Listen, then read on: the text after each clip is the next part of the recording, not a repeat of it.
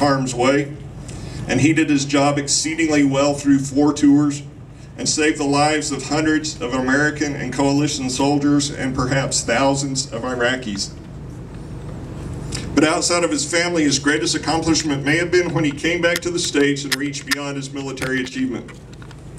With the stresses that Chris encountered during and after the war, he was able to understand what many of our veterans face when returning from battle, and that is that PTSD is a very real thing. Chris felt the calling to pick himself up and reach out and help his fellow veterans whenever he could. He wanted to help those who could not help themselves, so we decided to design the plaza not exclusively about Chris, but what Chris came to represent. You see, Chris had character, and character seldom fades. The memorial plaza that surrounds the sculpture is relatively small, but it's packed with subtle meaning. It was designed to make you think about the big picture, Chris and all of our military, both active and retired. In the center of it stands Vic Payne's magnificent sculpture, and as you'll soon see, the sculpture is indeed magnificent. So, how do we complement that? We didn't have the chance to know Chris, but all of the fellow SEALs and friends that we interviewed said that he'd be very uncomfortable having this done for him. So we designed it to take the words and actions of Chris and then apply them to his brother SEALs, all of the active and retired military, and to the first responders who help and protect us today. So as to the symbolism, the Memorial Plaza is actually 3 plazas interlinked. We visioned this Venn diagram right at the very beginning of this, day 1. Chris emphasized God, country, and family as his great priorities. So the center and the largest plaza reflects God, with country and family flanking it on either side. Second, Chris was quoted as saying, "I have a strong sense of justice. It's pretty much all black and white." So that made our material selection very simple. It had to be black granite and white limestone. And engraved in many of the shorter granite walls are direct quotes from Chris. I believe representatives are here this morning from both Texas Stone in Garden City, who developed and helped us with the limestone, as well as from all the way from North Carolina Granite Company, who supplied the black granite. And they worked with us, and we had some tight moments here, especially trying to lay black granite in 109-degree temperature. Nobody really thought about that. So many thanks to all you guys for helping us make this happen. So then, how big should the memorial be? How do we scale it to Vic's sculpture? Well, Jonathan came in one morning and said, "I've taken the average latitude and longitude." See, I told you he was obsessive. "I've taken the average latitude and longitude of 2 points of Chris's life. One is Odessa, Texas, the other is Coronado, California. The average latitude is 32 degrees, the average longitude is 110 degrees. That plaza has diameters of 32 degrees, it's 110 feet long. The most recognized symbol of the seal is Neptune's trident. It is in their logo and is given to them to wear proudly once they become a SEAL. So look closely at the patterns in the stone when you go out there.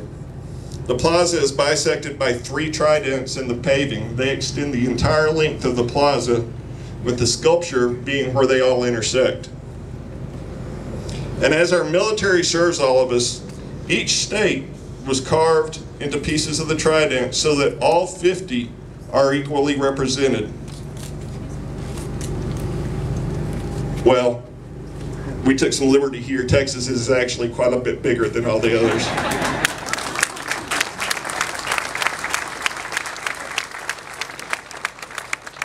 The primary trident points directly to the VA Center over here on my left. Those visiting the plaza and sitting for contemplation will soon be able to do that under the shade of trees. There are 4 oak trees on the memorial, 1 for each of Chris's deployments. The oak trees are a gift from President Bush and his wife Laura, and were grown on their ranch in Crawford.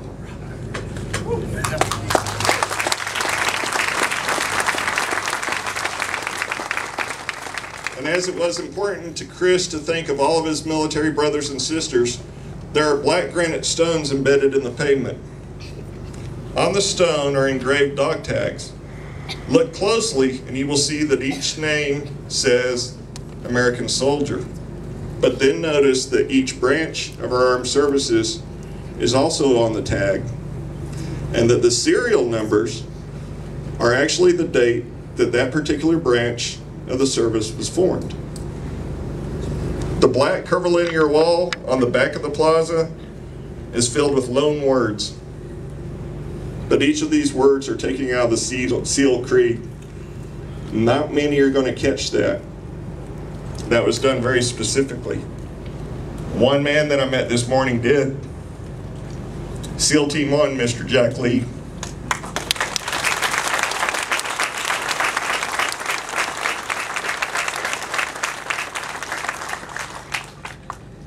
And in the center of the top of that wall is a strange sight.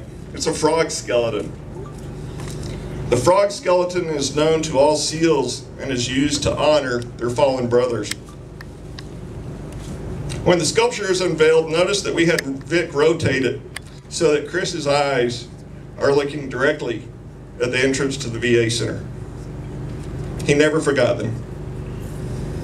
And the Memorial Plaza is finished off with poetry and prose that hopefully makes us all reflect on the honor and character of those who must fight for it, fight for us, and then come home, and for those who never made it home. So as you walk the plaza and see Vic's incredible sculpture, you're going to miss much of the symbolism. We wanted that. This was never meant to be a tourist destination. The memorial is for those who are serving, those who have served, those who came home changed, those who never came home, their friends, and their families. We think Chris would have liked that. So on a small, dusty patch of West Texas, next to a busy highway and a veterans clinic, lies a patch of ground that is all about character. Our sons and daughters, our husbands and wives, fathers and grandfathers, brothers and sisters, children yet unborn, are all represented there.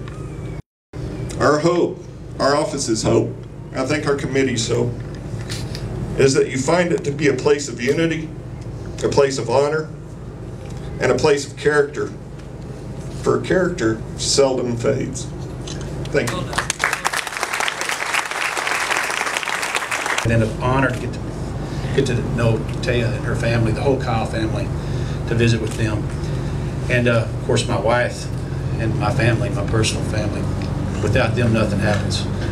But then during the process of the sculpture, I thought, what Chris Kyle meant to my family personally, and the life we get to live up in Wyoming, and to be able to be a sculptor. I mean, make a living doing this thing and living in the places that we get to live. And it's because men like your husband, Taya, they stand between us and forces in the world that would like to end us. Thank you, Odessa. God bless you all. Thanks for having me. You know, I'm sitting here and I'm thinking of all the amazing things that they said, and there are just a couple of things that I guess I'd like to add. And when I look at this, I think of a few things. I think of humility, I think of service, and I think of the flag, because as you'll see, it's exquisite. It's one of the best parts, I think, of the whole sculpture. But when I met Chris, you know, he wasn't American Sniper. He wasn't Chris Kyle, the legend. He was just a hot guy in a bar. You can clap for it, you can clap. You know, and when I knew there was something a little different about him, I thought he might be military. I tried to get him to tell me what he did for a living, and he said, well, okay, you know the dolphins that live out here in captivity at SeaWorld and so forth? It was in San Diego. And I said, yeah. He said, well, when they're in captivity, they lose their natural ability to produce the wax they need to stay safe out there. So I wax the dolphins. That's what we did, yeah. And so, you know, I realized right then and there, here's a guy who could have told me I just graduated BUD/S, I'm a Navy SEAL, all this stuff, but no, he was humble. And then you might think after he did 4 tours of duty and was the legend and was an amazing husband and father and son and friend, that he would have had a right to be a little bit arrogant or prideful. But he didn't. He only wrote American Sniper because somebody else was going to write it about him, and he wanted to give credit to those he served with.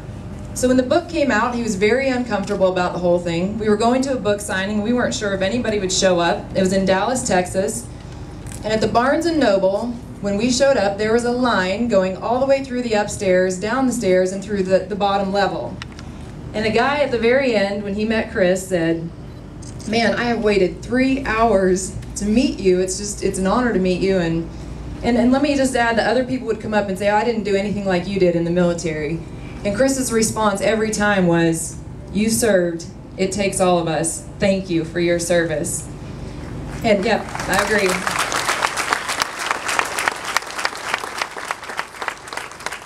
But what he said to this in this sculpture, I mean, we've heard everybody talk about how they donated their time.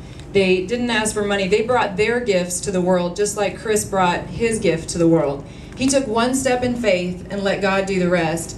And I feel like that's what everybody did here. You know, I've seen God in the mix of all of this, from Jonathan and Kelly and every bit of thought that they put into it, how they represented more than just Chris. They represented the military, they represented the country. I think Chris would have it no other way. I was very blessed to go up to the Payne's house and see how humble and hospitable they were, and hearing Johnny Cash play in Vic's studio, and hearing Enya, who's, if you don't know her, we got married to Enya music, and I gave birth, you know, to her music, and it felt like one of the few times in my life where I've been somewhere that it's just overwhelmingly felt like Chris. And I know Vic felt it, my kids felt it, their teacher who traveled with us felt it, and I just knew this was right for so many reasons.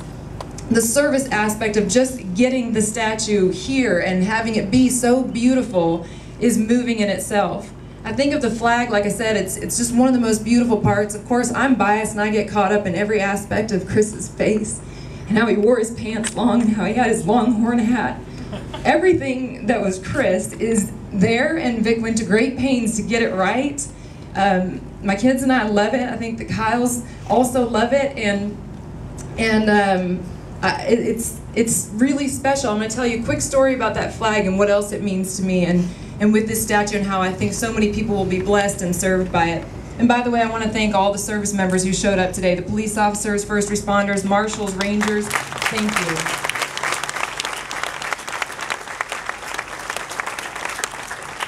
And to all of you who came out in the hot weather, there's something about just showing up that makes all the difference in the world. So I thank you for that, and to our veterans. There's so many people that everybody else thanked, and I agree with that, concur with that.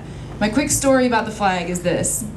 There was a time in Iraq, they were in a gunfight all night, and by they I mean Chris and his guys. There was a platoon of guys in a building that was basically, you know, abandoned and rubble.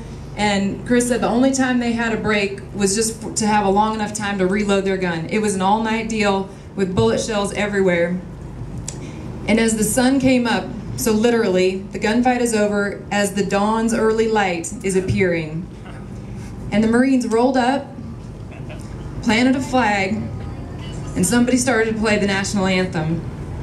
Chris said every guy who was just sitting on the floor, dressing their wounds, wrapping them up, passing out for a quick sleep, sweaty, tired, surprised to be alive, stood up, looked out that window, put their hand over their heart, and wept. To me, yep, go ahead.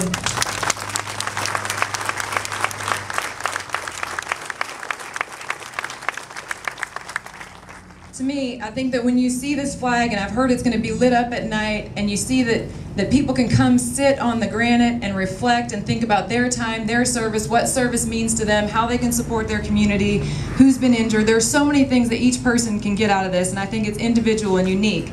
But one thing that I think we all have in common, I was listening to Mr. Gatlin sing the national anthem, and I'm thinking, you know, in the dawn's early light, the flag was still there. And one thing we know is that America, through all its ups and downs, our service members, and to all of us here, we're still here. We're still in the fight. That flag you'll see with that sculpture, Chris the way it's represented, he's still in the fight, and I think his spirit is still in the fight, and hopefully it's still inspiring all of us to stay in the fight. Because really, tomorrow morning, we're gonna wake up, the flag's still here, we're still here, what can we do about it but continue to do what all of these people did and led by example, and that is take our gifts, bring them to the world, take one step in faith, and let God do the rest. So thank you for being a part of this really special occasion.